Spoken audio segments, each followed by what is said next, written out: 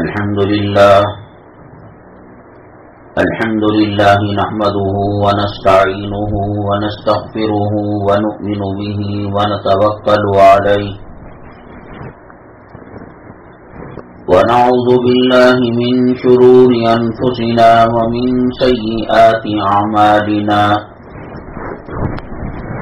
من يهده الله فلا مضل له ومن يضلله فلا هادي له ونشهد أن لا إله إلا الله وحده لا شريك له ونشهد أن سيدنا ومولانا محمدا عبده ورسوله صلى الله عليه وعلى آله وأصحابه وبارك وسلم تسليما كثيرا أما بعد فأعوذ بالله من الشيطان الرجيم بسم الله الرحمن الرحيم كنتم خير أمة أخرجت للناس قال النبي صلى الله عليه وسلم إنما بعثت لأتمم مكارم الأخلاق أو كما قال النبي عليه الصلاة والسلام رب اشرح لي صدري ويسر لي أمري واحلل عقدة من لساني يفقهوا قولي اللهم صل على سيدنا مولانا محمد في أول كلامنا اللهم صل على سيدنا مولانا محمد في أوسط كلامنا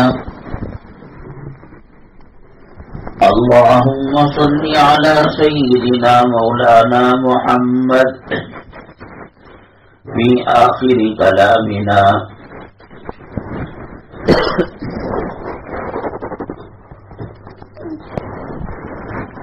معزز اسلامی خواتین،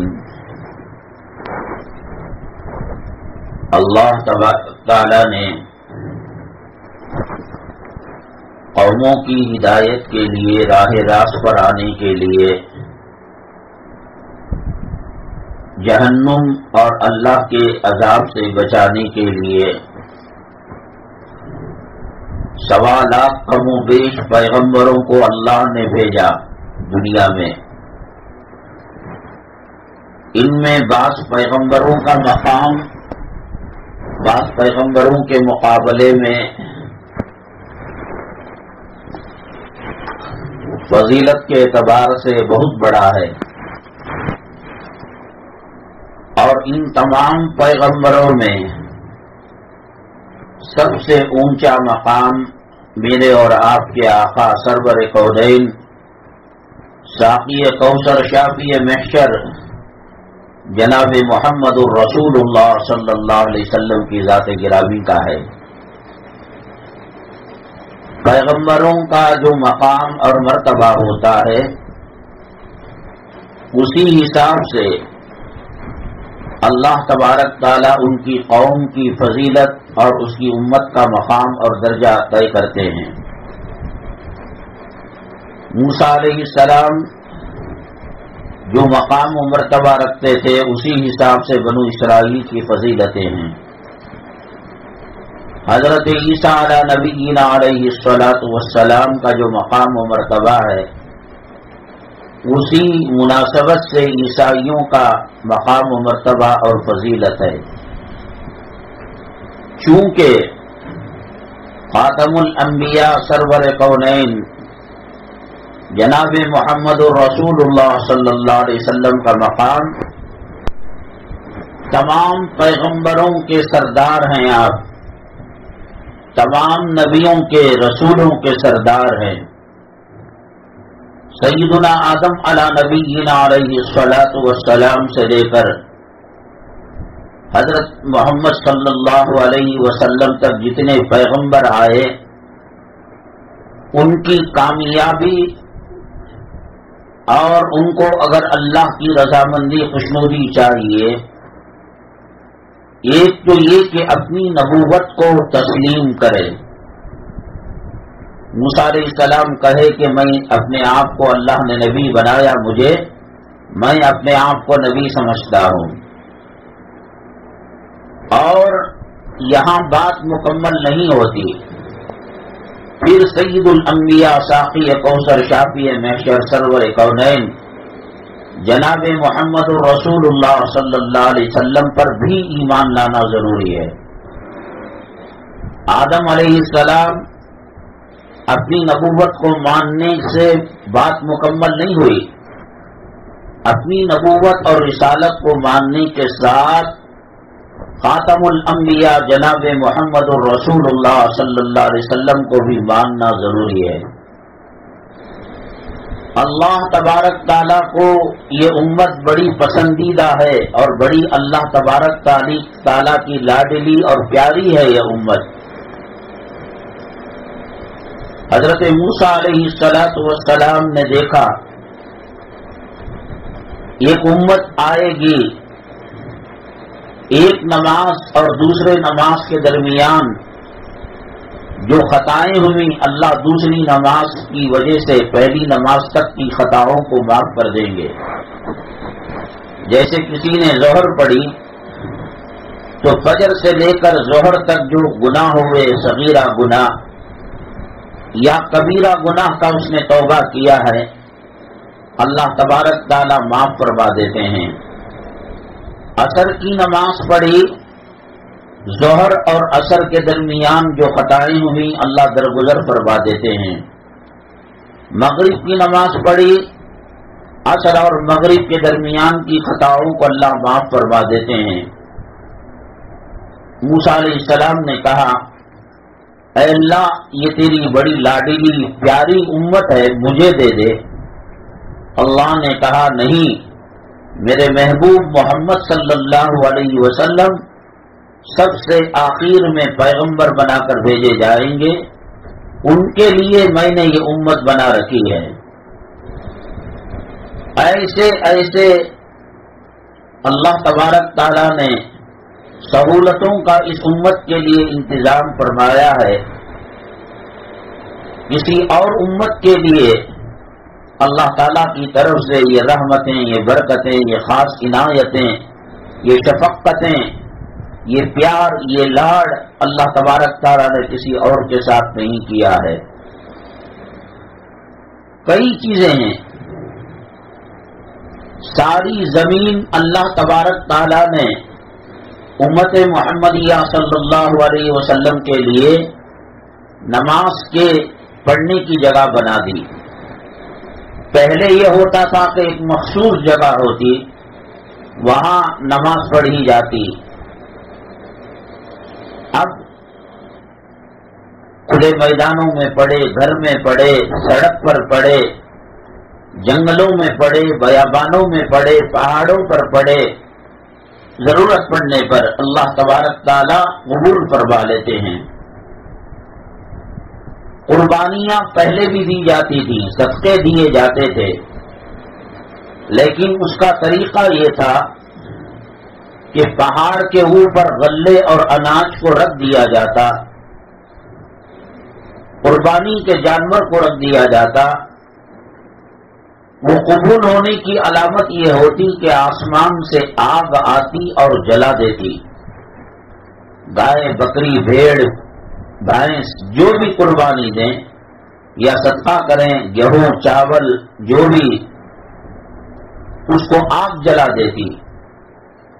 اور جسے آگ نہیں جلاتی وہ یہ سمجھا جاتا کہ اس کی قربانی، اس کا صدقہ، اس کا خیرات قبول نہیں ہوا۔ اللہ تبارک تعالیٰ نے امت محمدیہ صلی اللہ علیہ وسلم کے لیے یہ فضیلت دی، یہ مقام دیا، یہ مرتبہ دیا کہ رشتہ داروں کو دیں، غریبوں کو دیں، یتیموں کو دیں، مسکینوں کو دیں۔ ان کی دعائیں ہمارے ساتھ شامل حال ہوگی۔ اگر آپ خاندان میں بہن کو، بہنوئی کو داماد کو، رشتہ داروں کو دیتے ہیں تو ان کے دلوں میں محبت بڑھتی ہے. پہاڑ پر رکھ کر آگ کا آ کر جلا دینا، اس میں کیا محبت بڑھے گی، کیا صلہ رحمی ہوگی، کیا دلوں کے اندر ہمدردی اور خیر خواہی پیدا ہوگی. آپ نے سنا ہوگا روزے دار جب روزہ رکھتا ہے تو پیٹ خالی ہونے کی وجہ سے بدبو آنے لگتی ہے. اللہ کو یہ امت اتنی لاڈلی اور پیاری ہے. ہمارے نواسے، ہمارے پوترے پوتریاں، ہمارے بچے، ہم ان کو گود میں اٹھاتے ہیں، سینے سے لگاتے ہیں. استنجا کر دے، گندگی کر دے، غلاظت کر دے، پاخانہ کر دے، نانا نواسی کو جھٹک کر پھینکتا نہیں ہے. دادا پوترا پوتری کو جھٹک کر پھینکتا نہیں ہے.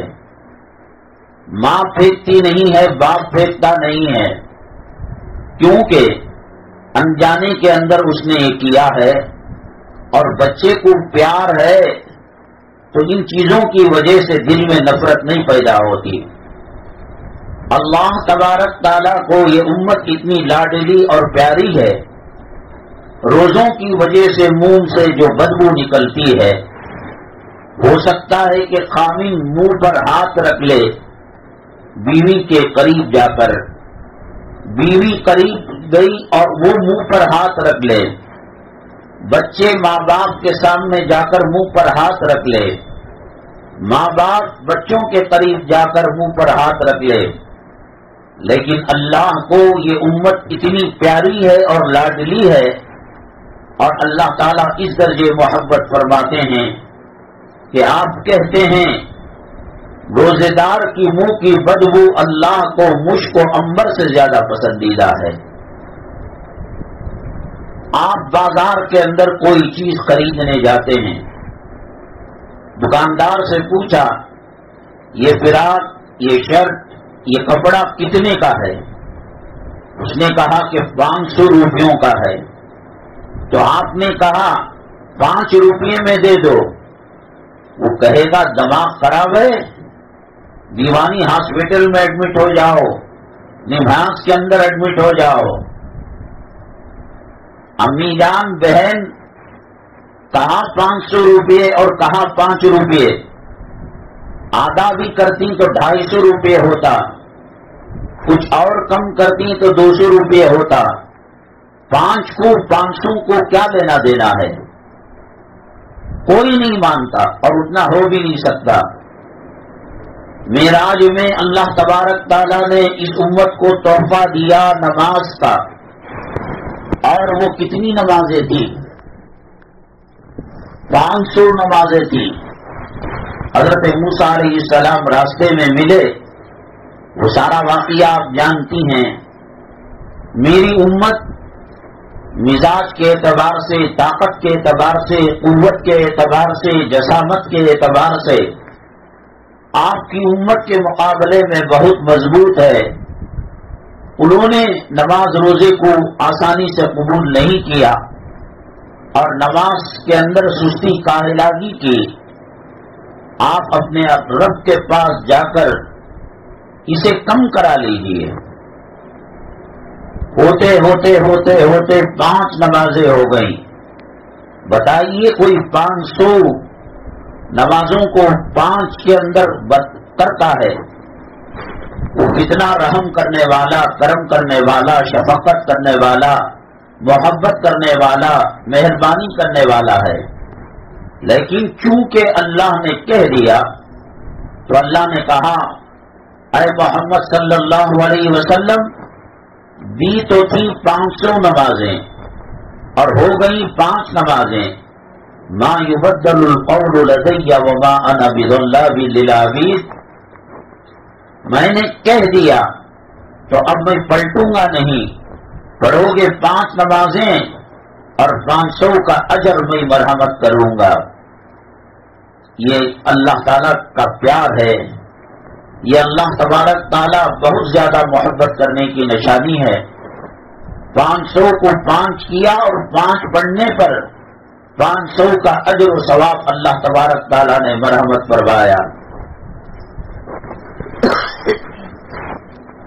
قیامت کے دن اللہ تبارک تعالیٰ پیغمبروں سے پوچھیں گے کیا تم نے دعوت و تبلیغ کا فریضہ انجام دیا؟ پیغمبر کہیں گے اے اللہ ہم نے دعوت و تبلیغ کا فریضہ انجام دیا ہے۔ تو قومیں انکار کر دیں گی، کہیں گے کہاں؟ نوح علیہ السلام کا زمانہ، ابراہیم علیہ السلام کا زمانہ، موسیٰ علیہ السلام کا زمانہ، کہاں دنیا اور کہاں عالم آخرت؟ ہم جیت جائیں گے جھوٹی بات کہہ کر۔ وہ کہیں گے اللہ تبارک تعالیٰ سے نہیں بھائی، نوح نے تو ہم تک دعوت کا پیغام نہیں پہنچایا۔ امت محمدیہ صلی اللہ علیہ وسلم گواہی دیں گے اور کہیں گے اے اللہ تمام پیغمبروں نے اپنا فریضہ انجام دیا ہے، دعوت و تبلیغ کا کام مکمل کیا ہے۔ قومیں کہیں گی اللہ یہ امت تو بعد میں آئی، ہم آ بھی گئے چلے بھی گئے، پیغمبر آ بھی گئے چلے بھی گئے، انہوں نے دیکھا نہیں، یہ لوگ ہم کو نہیں جانتے ہم ان کو نہیں جانتے، لیکن یہ کہ گواہی دے رہے ہیں۔ گواہی آنکھوں سے دیکھی ہوئی چیز کی، یقینی امور کی، یقینی معاملات کی دی جاتی ہے۔ انہوں نے دیکھا نہیں، وہ زمانے میں تھے نہیں، کیسے گواہی دیں گے؟ اللہ کہیں گے کہ بات تو صحیح ہے، اے پیغمبر محمد صلی اللہ علیہ وسلم کی امتیوں کیسے گواہی دے رہے ہو؟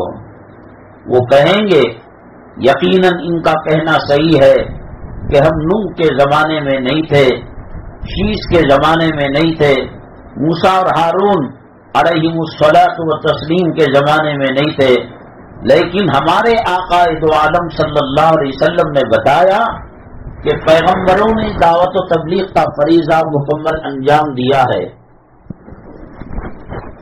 اور اللہ کے نبی صلی اللہ علیہ وسلم کی بات آنکھوں سے دیکھی ہوئی چیز اور کانوں سے سنے ہوئے معاملات کے مقابلے میں زیادہ سچی ہے۔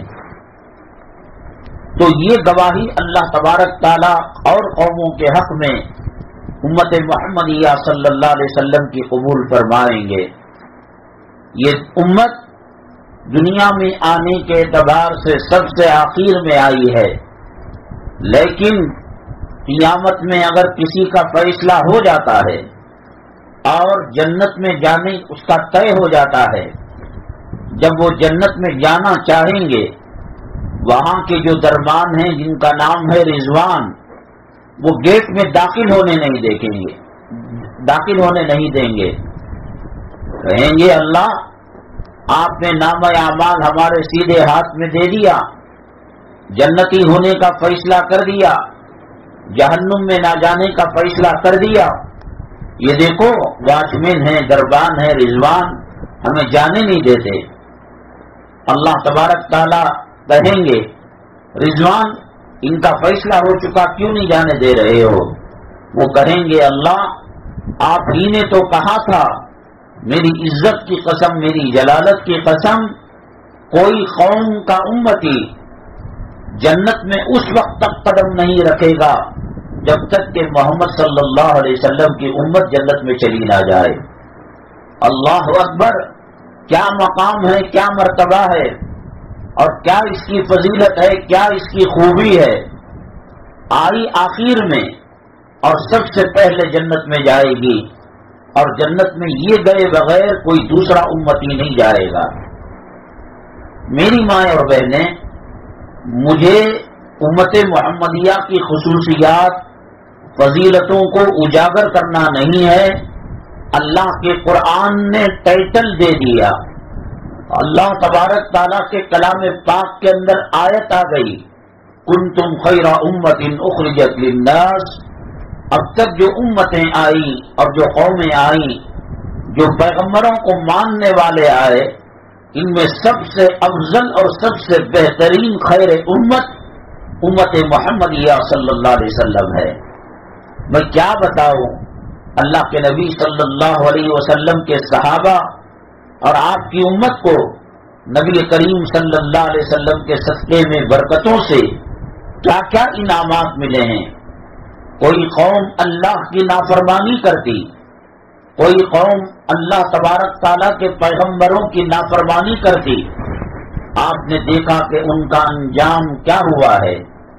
قارون نے حضرت موسیٰ علیہ السلام پر تہمت لگائی اور زنا کا الزام لگایا، اللہ تبارک تعالیٰ مال کے ساتھ اس کو زمین میں دفن کر دیا، نمرود کو ہلاک کر دیا، شداد کو جنت میں داخل ہونے نہیں دیا، ابرہا کو ابابیل ایک چھوٹی سی چڑیا ہے، اس کے ذریعے سے ابرہا ہاتھیوں کے ساتھ آیا تھا، تباہ کر دیا، برباد کر دیا۔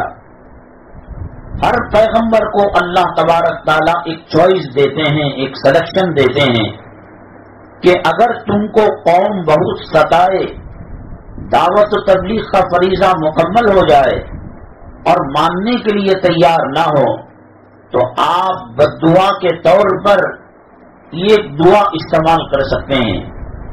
تمام پیغمبروں نے دنیا میں اپنی عذاب شدہ قوموں کی تباہی اور بربادی، اپنے اور اللہ کے نافرمان بندوں کی تباہی بربادی کے لیے بددعا کر دی۔ نوح علیہ السلام نے بددعا کی، طوفان نوح کے اندر تمام تباہ برباد ہو گئے۔ 950 برس جو دعوت و تبلیغ کی، صرف 80 مسلمان مل سکے ان کو۔ حضرت موسیٰ علیہ السلام نے بددعا دی، فرعون ظالم جابر جھوٹا خدائی کا دعویٰ کرنے والا، ماؤں کے گودوں کے اندر لڑکوں کو مارنے والا، اس کے عذاب کے اندر بنو اسرائیل مبتلا ہو گئی۔ لوط علیہ السلام پر پتھروں کی برسات ہوئی اور زمین کو آسمان کے اتنے قریب لے جایا گیا کہ زمین کے مرغے بانگ دیتے تو آسمان کے فرشتے اس کو سنا کرتے تھے، اور پھر وہاں سے اس کو الٹ پلٹ کر دیا۔ قوم عاد کو تباہ کیا، قوم سمود کو تباہ کیا، قوم شعیب کو تباہ کیا۔ تقریباً ہر پیغمبر دنیا کے اندر اس کا استعمال کر کر اپنی قوم کے جو نافرمان اور بددین لوگ تھے ان کے عذاب کے لیے استعمال فرما لیا۔ اللہ کے نبی جناب محمد رسول اللہ صلی اللہ علیہ وسلم کو بھی اختیار دیا گیا، آپ نے دنیا میں اس کو استعمال نہیں کیا۔ کسی قوم کو بندر بنا دیا گیا اور کسی قوم کے چہروں کو مست کر دیا گیا، کسی کو زمین میں دھسا دیا گیا۔ اللہ کے نبی صلی اللہ علیہ وسلم کو کتنا نہیں ستایا گیا۔ آپ نے فرمایا مجھے جتنا ستایا گیا اللہ کے راستے میں کسی اور پیغمبر کو اتنا نہیں ستایا گیا۔ آپ بھی اس کو استعمال کر سکتے تھے، اور آپ کے نافرمان، آپ کا دل جلانے والے، آپ کی سنتوں کی توہین کرنے والے اگر وہ ہاتھ اٹھائیں ان کے چہرے کتوں کی طرح ہو جائیں گے، خنزیر کی طرح ہو جائیں گے، جانور کی طرح ہو جائیں گے۔ طائف کی سرزمین کے اندر اللہ کے نبی صلی اللہ علیہ وسلم کے ساتھ کیا معاملہ پیش آیا؟ اللہ تعالیٰ نے پہاڑوں کو کہا جاؤ میرے محبوب صلی اللہ علیہ وسلم کے پاس، زخم تازہ ہیں، خون رس رہا ہے، قسم پرسی کی حالت ہے۔ ایسے میں پہاڑوں پر متعین فرشتے آئے اور کہا اے محمد صلی اللہ علیہ وسلم، اگر آپ چاہیں پہاڑوں کو چکی بنا کر اس قوم کو تباہ اور برباد کر دیں، ان کے وجود کو ختم کر دیں۔ اللہ کے نبی صلی اللہ علیہ وسلم نے فرمایا اللہ نے مجھے رحمت للعالمین بنا کر بھیجا ہے، زحمت بنا کر نہیں بھیجا۔ آج اگر یہ ایمان نہیں لائیں گے کم سے کم ان کی نسلیں تو مسلمان ہوں گی۔ میری مائیں اور بہنیں، آج اگر طائف سرسبز و شاداب ہے، آج اگر طائف کے اندر مسجدوں میں اذان اور نماز پڑھی جاتی ہے، آج اگر طائف کی سرزمین کے اندر کلام اللہ کی تلاوت کی جاتی ہے، آج اگر طائف کی سرزمین کے اندر رمضان کے روزے رکھے جاتے ہیں، آج اگر طائف کی سرزمین کے اندر ذکر اللہ کے حلقے لگتے ہیں، دعوت و تبلیغ کا فریضہ انجام دیا جاتا ہے، میری ماں اور بہنیں، میرے اور آپ کے آقا کائنات کے مولا سرور کونین جناب محمد الرسول اللہ صلی اللہ علیہ وسلم کی دعا کا صدقہ ہے۔ اگر اللہ نے پہاڑوں کے فرشتوں کو بھیجا، آپ کہتے صفحہ ہستی سے، دنیا کے نقشے سے، ورلڈ میپ سے طائف کا وجود ختم ہو جاتا، طائف کی تاریخ اور ہسٹری ختم ہو جاتی۔ اللہ کے نبی صلی اللہ علیہ وسلم نے اس دعا کے چوائس کو، اختیار کو قیامت کے دن کے لیے اٹھا کر رکھ لیا۔ جب پیغمبر نفسی نفسی کے عالم میں ہوں گے، سورج ایک ہاتھ کے برابر ہوگا۔ میری ماں اور بہنیں، یہ گرمی کیوں آتی ہے؟ مکے میں گرمی، مدینے میں گرمی، نارتھ انڈیا میں گرمی، یہ تو اللہ کا کرم ہے کہ بنگلور کا جو ویدر ہے اور بنگلور کا جو موسم ہے وہ معتدل ہے، نہ سردی زیادہ آتی ہے نہ گرمی زیادہ آتی ہے۔ اللہ کی رحمتیں برس رہی ہیں، ہم اللہ تعالیٰ کا شکر ادا کرنا چاہیے۔ ورنہ ہم تھے جب اندر دلی میں غسل کرتے ہوئے ایسا لگتا تھا کہ جان نکل گئی، روح نکل گئی، اور وضو کرتے ہوئے جسم کپ کپانے لگتا تھا۔ تو اللہ تبارک تعالیٰ نے جن علاقوں کے اندر گرمی رکھی ہے، وہ علاقے سورج کے تھوڑا قریب پڑتے ہیں، بہت زیادہ نہیں، تھوڑے سے فاصلے پر۔ سورج کی جو گرمی ہے کروڑوں ڈگری گرمی ہے۔ جیسے کہتے ہیں کہ آج ٹمپریچر 20/2 ہے، ابھی جو ہے 23 اب ظہر کے بعد لگا ہوا ہے بنگلور کے اندر۔ موبائل کے اسمارٹ واچ میں اور موبائلوں کے اندر نیٹ میں آپ چیک کریں تو ٹمپریچر بتائے گا۔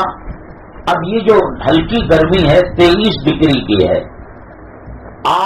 70 پر 8 کروڑ ڈگری کی گرمی سورج کے قریب ہوتی ہے، کوئی چیز اس کے قریب جا نہیں سکتی، وہ جلا کر بھسم کر دے گی۔ ایسا سورج سروں کے اوپر ایک ہاتھ کے برابر ہو۔ میری ماں آج بچوں کو کس طرف لے جا رہی ہے؟ آج ساسوں کا بہوؤں کے ساتھ سلوک کیا ہے؟ آج نڑن اور بھاوچ کا سلوک کیا ہے؟ آج شادیوں کے اندر کیا کیا جاتا ہے؟ میری ماں، اللہ تعالیٰ پیغمبروں کو معصوم بنا کر بھیجتا ہے، وہ ماں کے پیٹ میں بھی معصوم رہتے ہیں، وہ ماں کی گود میں بھی معصوم رہتے ہیں، وہ جوانی سے پہلے بھی معصوم رہتے ہیں، وہ جوانی کے بعد بھی معصوم رہتے ہیں، وہ نبوت و رسالت سے پہلے بھی گناہوں سے پاک رہتے ہیں، وہ نبوت و رسالت اور کتاب ملنے کے بعد بھی پاک رہتے ہیں۔ اللہ تبارک تعالیٰ ان کی حفاظت کرتا ہے، کیونکہ خدا نہ کرے نبی سے اگر کوئی بھول ہو جائے تو امت اس کو نمونہ بنا لے گی۔ نبی کریم جناب محمد الرسول اللہ صلی اللہ علیہ وسلم بچپنا ہے، ابھی آپ نبی نہیں بنائے گئے، ابھی آپ رسول نہیں بنائے گئے۔ ایک شادی میں گئے اور اس زمانے میں جاہلیت کی شادی کے اندر ناچ گانا ہوتا رہتا ہے۔ اگر وہ شادی میں شریک ہو جاتے اور نبوت و رسالت کے ملنے کے بعد کہتے کہ ناچ گانے کی محفل میں جانا حرام ہے، قوم کے لوگ کہتے خود تو چلے گئے، خود بھی شریک ہوئے، بھلے سے نبوت سے پہلے وہ چیز نہ آئے۔ اس لیے اللہ تبارک تعالیٰ پیغمبروں کی حفاظت فرماتے ہیں۔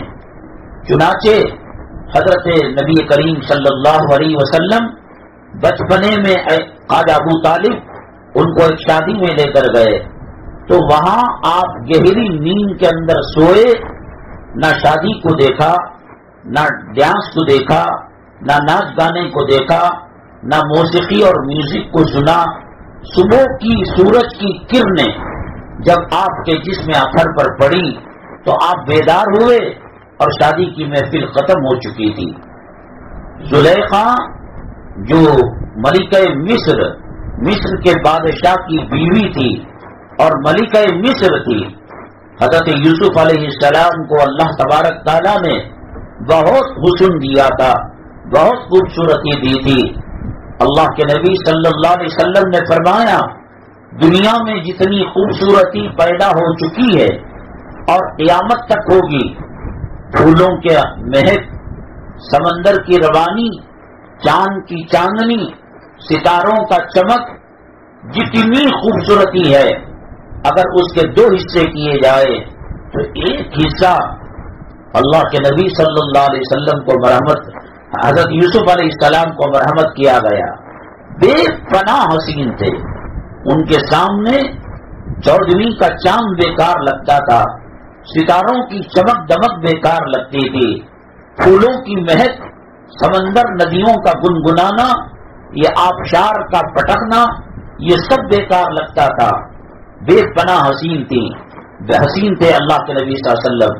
تو ملکہ مصر زلیخا ڈورے ڈال رہی تھی، تہمت لگا کر کوشش کی کہ یوسف علیہ السلام کو اپنے پاس کر لے۔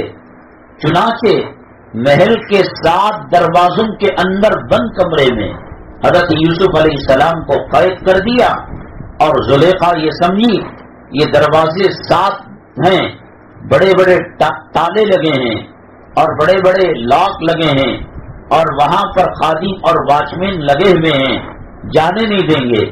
میں یوسف علیہ السلام کو منوا لوں گی، اپنے عشق اور محبت کے جال کے اندر پھنسا لوں گی۔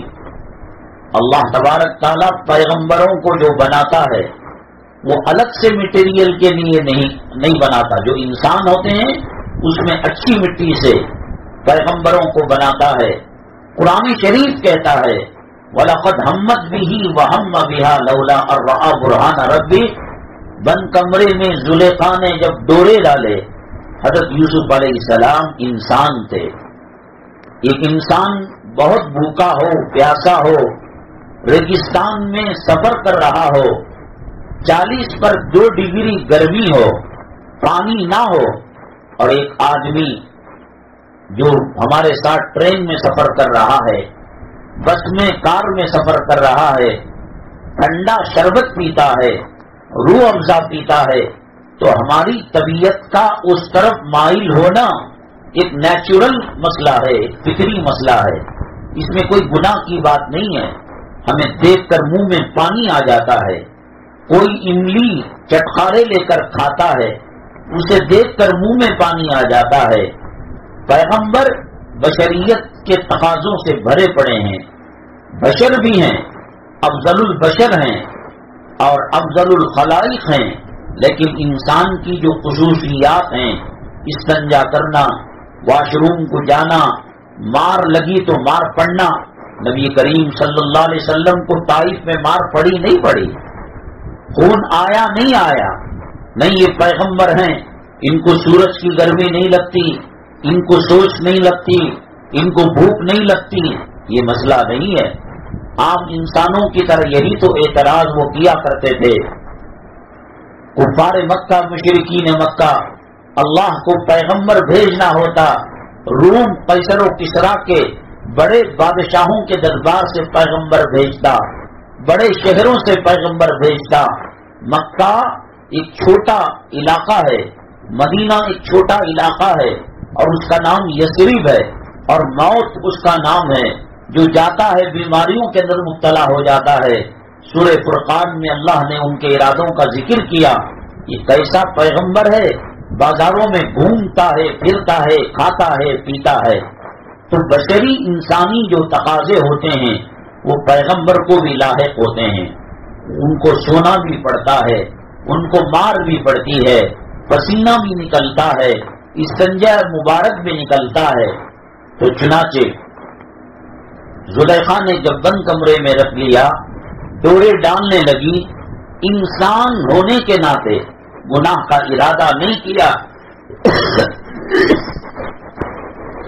اور ان سے ملاقات کا ارادہ نہیں کیا. انسان ہونے کے ناطے دل کے اندر بات آئی کہ چلو شادی کر لینے میں کیا برا ہے. اللہ تعالیٰ کو یہ منظور نہیں تھا. قرآن شریف میں اللہ نے فرمایا وَلَقَدْ هَمَّتْ بِهِ وَهَمَّ بِهَا لَوْلَا أَن رَأَىٰ بُرْهَانَ رَبِّهِ. آج مسلمان نسلوں کو اپنے ہاتھوں سے مسلمان تباہ برباد کر رہے ہیں. چند سکوں کے خاطر، چند روپیوں کے خاطر لڑکی جب گھر سے باہر نکلتی ہے، یہ میرے ابا، میرے استاد، میرے مدرسے کے محتمم کا قول نہیں.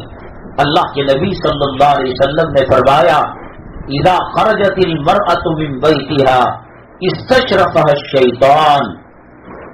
عورت جب گھر سے نکلتی ہے تو شیطان اس کے اوپر سوار ہو جاتا ہے اور گلی میں آنے جانے والے انسانوں کو زنا کی دعوت دیتا ہے.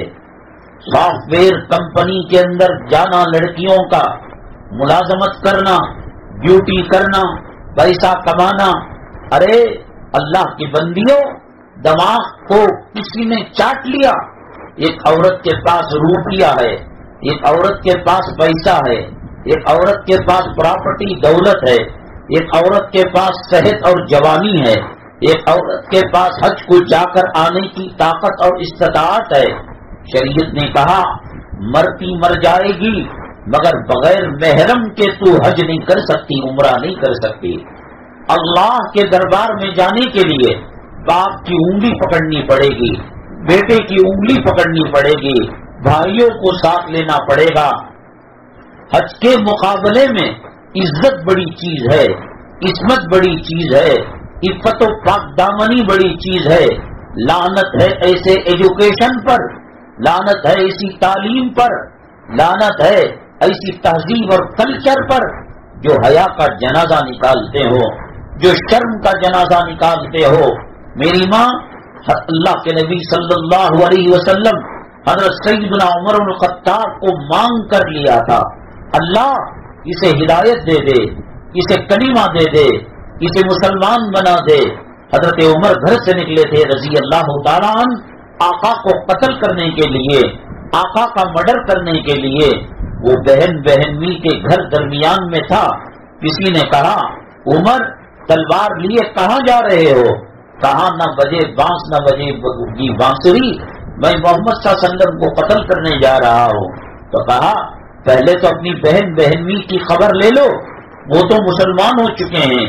بہرحال وہاں ایک واقعہ پیش آیا اور پھر مسلمان ہو کر حضرت عمر بن الخطاب رضی اللہ تعالیٰ عنہ مسلمان ہونے کے ارادے سے آقا کے پاس تشریف لے گئے. اور دین اسلام کے اندر پیغمبروں کے بعد سب سے اونچا مقام حضرت سیدنا صدیق اکبر رضی اللہ تعالیٰ عنہ کا ہے. اس کے بعد سب سے اونچا مقام حضرت سیدنا عمر بن الخطاب رضی اللہ تعالیٰ عنہ کا ہے. تمام پیغمبروں کے بعد، صدیق کے بعد افضل مقام حضرت سیدنا عمر بن الخطاب رضی اللہ تعالیٰ عنہ کا ہے. نبی صلی اللہ علیہ وسلم نے مانگ کر لیا تھا، دعائیں کر لی تھی. تمام صحابہ اللہ کی ہدایت پر آ گئے تھے، لیکن اللہ کے نبی صلی اللہ علیہ وسلم نے حضرت عمر کو مانگا تھا اسلام کے لیے، کعبے کے لیے اور ریاض الجنہ کے لیے. اور آپ نے فرمایا لو کان بعدی نبی لکان عمر. عمر کا وہ مقام و مرتبہ ہے کہ میرے اوپر نبوت اور رسالت ختم نہ ہوتی، اللہ تبارک تعالی حضرت عمر کو نبی بنا دیتا اور پیغمبر اور رسول بنا دیتا. مزاج میں شدت تھی، مانگا تھا مدینہ طیبہ کی موت.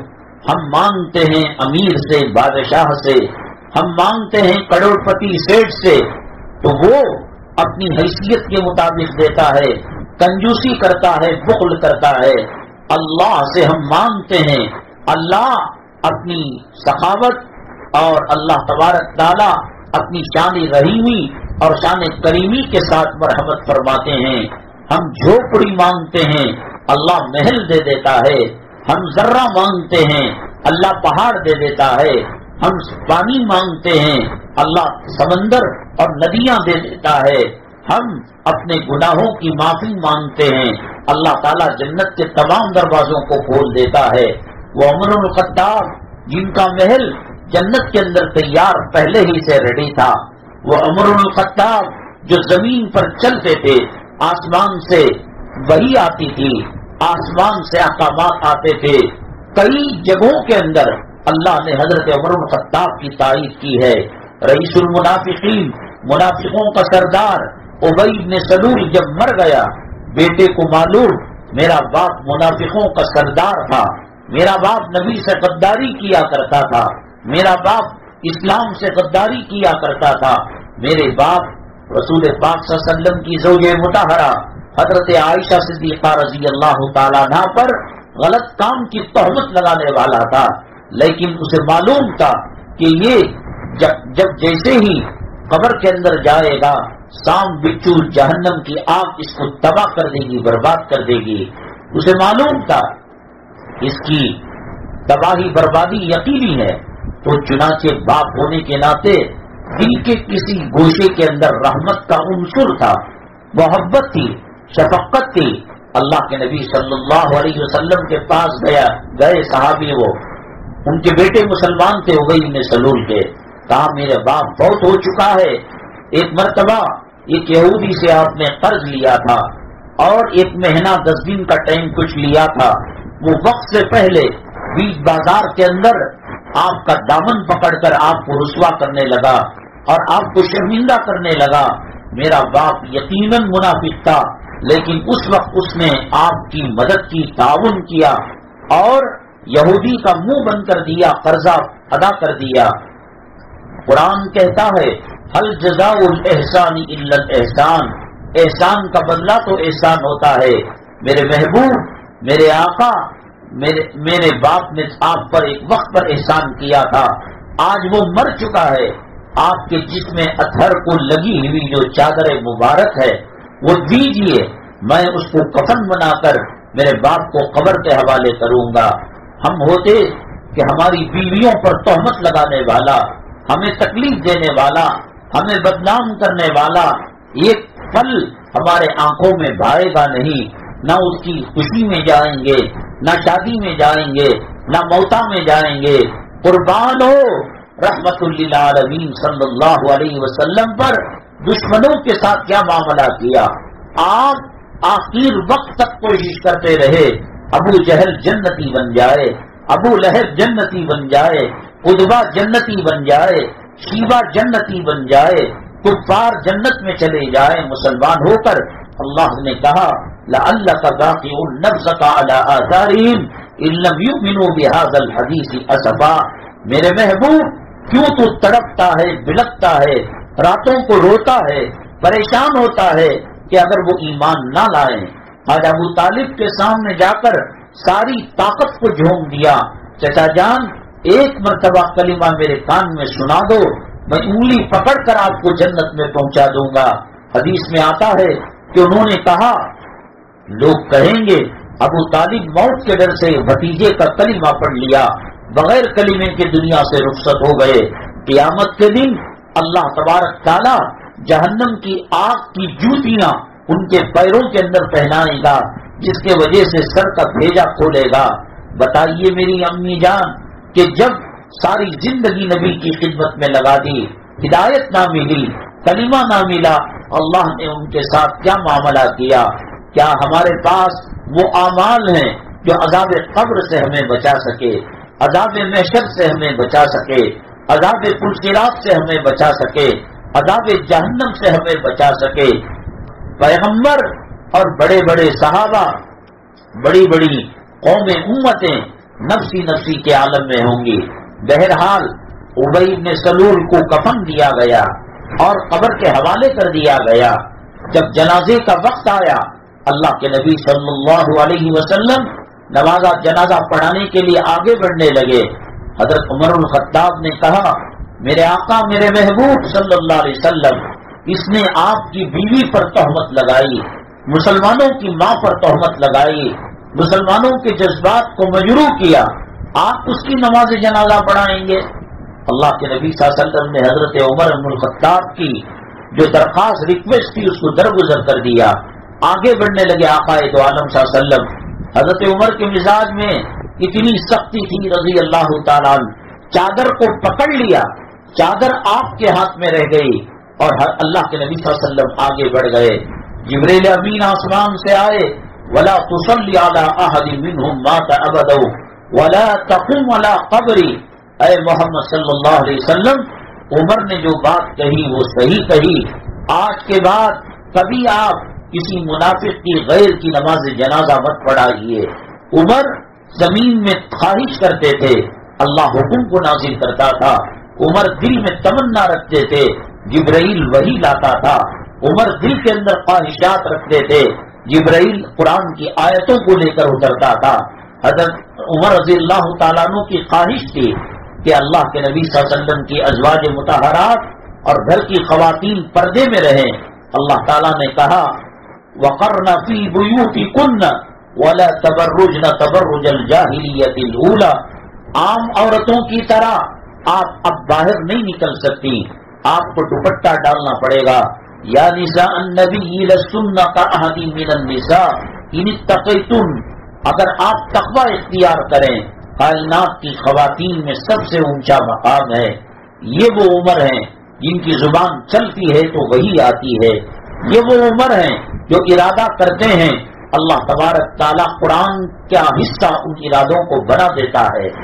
لیکن حضرت کی جو صاحبزادی تھی حضرت حفصہ رضی اللہ تعالیٰ عنہ, نبی کریم صلی اللہ علیہ وسلم کے نکاح میں تھی, بیٹی بھی تھی اور مسلمانوں کی ماں ہونے کے ناطے حضرت عمر کے ماں کا مقام رکھا کرتی تھی, روحانی ماں. ایک مرتبہ آپ گھر کی دہلیز پر بیٹھے ہوئے ہیں, کڑاکے کی لو چل رہی ہے, گرمی چل رہی ہے, نہ اندر جاتے ہیں نہ باہر آتے ہیں. ایک صحابی گزرے, السلام علیکم یا عمر. اے عمر السلام علیکم. وعلیکم السلام. آپ دہلیز پر بیٹھے ہیں, آپ کیوں اندر نہیں جاتے, یا نکل کر آپ باہر کیوں نہیں جاتے؟ اللہ اکبر. میری ماں اور بہنیں جو یہ کہتے ہیں ہماری بچی ڈیوٹی کو جاتی ہے, گورنمنٹس کو جاتی ہے, سافٹ ویئر امریکن یورپی کمپنیوں کو جا کر ڈالر کماتی ہے, دینار و درہم کماتی ہے. اللہ اکبر. اور لوگ کہتے ہیں, خامین کہتا ہے کہ میری بیوی کا نیت پاک ہے, باپ کہتا ہے, ماں کہتی ہے میری بیٹی کی نیت پاک ہے, ویسا کام نہیں کرتی منہ کالا کرنے کا, خاندان کا ناک کاٹنے کا بات نہیں کرتی.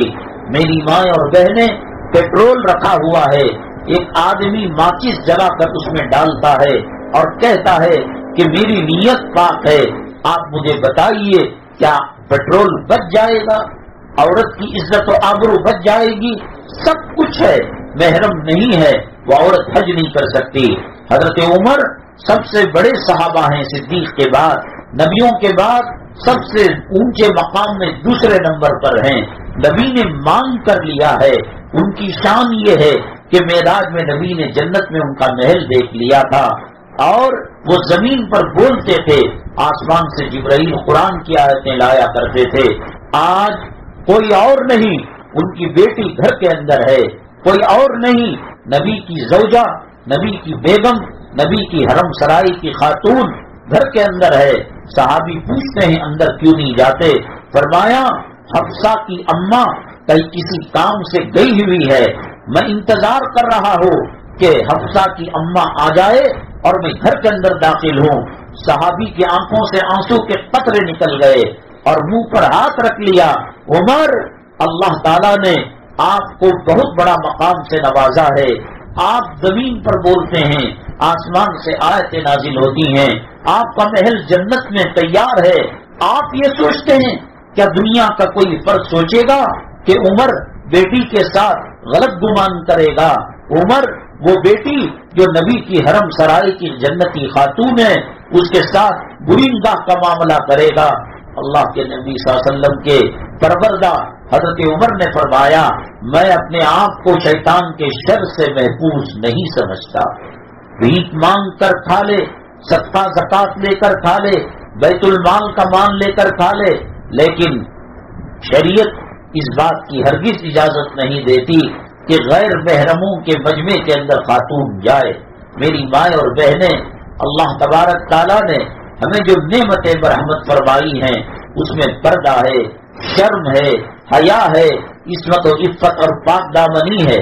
بتائیے اللہ کے نبی صلی اللہ علیہ وسلم کے زمانے میں عورتیں مسجد میں نماز پڑھا کرتی تھی، آج کیوں نہیں جا رہی ہیں؟ حضرت عمر بن الخطاب نے کہا، امی جان عائشہ صدیقہ رضی اللہ تعالیٰ عنہ نے فرمایا، میرے آقا میرے مولا آج کے زمانے میں ہوتے. کون سی صدی میں حضرت عائشہ تھی؟ حضرت عمر بن الخطاب کون سے زمانے میں تھے؟ نیٹ نہیں تھا، موبائل نہیں تھا، چیٹنگ نہیں تھا، میل نہیں تھا، ریڈیو نہیں تھا، ٹرانسسٹر نہیں تھا، واقی ٹاکی نہیں تھا، سیٹلائٹ نہیں تھا، انٹرنیٹ نہیں تھا، رابطہ کرنے کی کوئی شکل نہیں تھی. ایک جگہ سے دوسری جگہ پرچی پہنچانے کے لیے کبوتر سے کام لیا جاتا تھا، وہ 2-2.5 مہینے کے اندر منزل کو جایا کرتا تھا. ایسے زمانے کے اندر جب خیر القرون کا زمانہ تھا، صحابہ کے انوار و برکات برس رہی تھی زمین پر، آسمان کے فرشتے غیرت کر رہے تھے ان کے تقوی طہارت پر.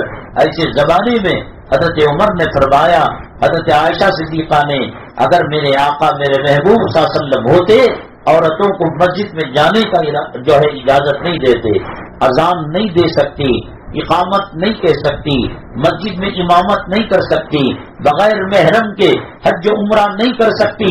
کیوں؟ عزت بڑی چیز ہے، عصمت بڑی چیز ہے، عفت بڑی چیز ہے، پاک دامنی بڑی چیز ہے. عزت لٹ جائے پھر 100 مرتبہ حج کرے اس کی تلافی نہیں ہو سکتی. عزت لوٹ جائے پہاڑوں کے برابر سونا چاندی صدقہ خیرات کرے، پاک دامنی واپس نہیں آ سکتی. اسی لیے اللہ تبارک تعالیٰ نے ازواج مطہرات کی حفاظت فرمائی. میری مائیں اور بہنیں، اللہ تبارک تعالیٰ ہمارے کہنے کو سننے کو قبول فرمائے، جمع ہونے کو قبول فرمائے. اللہ تبارک تعالیٰ اپنے احکامات پر ہمیں چلائے، رسول پاک صلی اللہ علیہ وسلم کی رضامندی نصیب فرمائے. اور بھی تفصیلات ہیں. کہنے کا اصل مقصد یہ تھا کہ امت جب اللہ کی اتنی لاڈلی ہے اور اتنی پیاری ہے اور اتنی محبوب ہے، آج یہ امت عذاب کی چکی کے اندر پسی ہوئی ہے، آج یہ امت جہنم کے راستے پر چل پڑی ہے، آج یہ امت جیل خانوں کے اندر بھری پڑی ہے، آج یہ امت شراب خانے اور قہوہ خانے اور زنا کے اڈوں کے اندر بھری پڑی ہے. پھر اللہ کی رحمتیں کیسے آ سکتی ہیں؟ اللہ تعالیٰ نے اس امت کے لیے کیا کیا چھوٹ دی ہے اور کون کون سی رحمتوں سے مالا مال کیا ہے، انشاءاللہ اگلے ہفتے عرض کریں گے. واجد بھائی جو ہمارے نیچے پڑوس میں رہتے ہیں، ماشاءاللہ جب بیان ہوتا ہے یا کوئی تقاضا ہوتا ہے مکمل ساتھ دیتے ہیں. اور انہی کی طلب تڑپ کی محنت تھی کہ ان کے پڑوس میں اور ان کی بلڈنگ میں اللہ نے دوبارہ ان بیانوں کو زندہ کیا. ان کے خسر صاحب سید اعجاز انتقال ہو گیا. اللہ تبارک تعالیٰ کروٹ کروٹ راحت نصیب فرمائے، مغفرت فرمائے. امینہ ان کی طبیعت ناساز ہے، اللہ تبارک تعالیٰ سے شفا نصیب فرمائے. اور جتنی خواتین خاص طور سے آئی اجتماع سے محبت کرتے ہوئے، اللہ تبارک تعالیٰ دنیا اور آخرت کے تقاضوں کو مکمل فرمائے. اللہ تبارک تعالیٰ اپنی ناراضگی، عذاب اور بھڑکنے سے ہماری حفاظت فرمائے. جو بیمار ہیں صحت و شفا نصیب فرمائے، جو پریشان حال ہیں ان کی پریشانی دور فرمائے. جن کی شادیوں کا مسئلہ ہے اللہ حل فرما دے، جن کے قرض کا مسئلہ ہے غیب سے ادائیگی کی شکلیں پیدا فرما دے. اللہ سکون اور اطمینان اور کلمے کے ساتھ، ایمان کے ساتھ زندگی شان کے ساتھ گزارنے کی توفیق نصیب فرمائے. اور کلمے کی، سجدے کی، طہارت کی، مدینے کی موت ہمیں نصیب فرمائے. الحمدللہ رب العالمین والصلاة والسلام علی سید المرسلین وعلی آلہ وصحبہ اجمعین ومن تبعهم بإحسان الى یوم الدین. اللہم ارحم امت محمد صلی اللہ علیہ وسلم. اللہم اصلح امت محمد صلی اللہ علیہ وسلم. اللہم فرج عن امت محمد صلی اللہ علیہ وسلم. سبحان ربک رب العزت عما یصفون وسلام علی المرسلین والحمد للہ رب العالمین.